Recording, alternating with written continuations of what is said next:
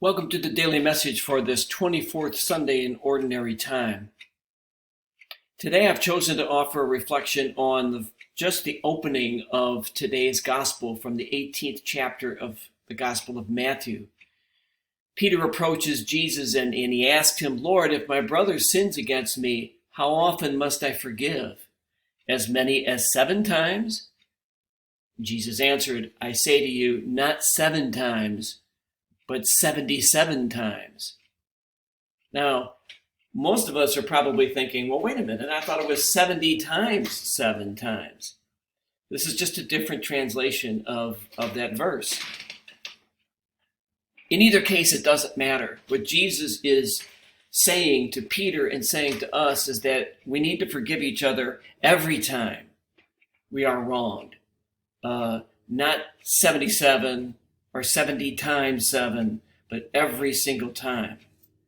We're called to be people who forgive every time we are hurt, every time we are sinned against.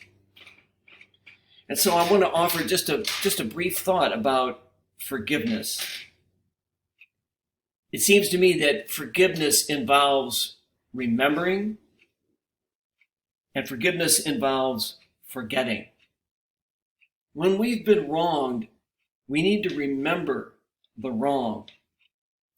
If we don't, we can easily fall into the mistake of denying the bad thing that someone else has done to us. And so what I mean by that is, for example, the victim of domestic violence, if that victim says, "Oh, I forgive you," and denies that it ever happened, in other words, doesn't remember that it happened, that's not forgiveness, that's enabling. But at the same time, we're called to forget the evil that's been done to us. We're called always to give the other a second, a third, a fourth, a fifth, a sixth, however many chances they need. We always need to start over. We're starting the relationship over, in a sense. We are to, even though we remember, we are to act as if it did not happen. That's the dynamic of forgiveness. And when forgiveness occurs, when true forgiveness occurs, then there is a healing that takes place between the two parties. And that healing allows them to restart the relationship and to continue it on the path in which it needs to go.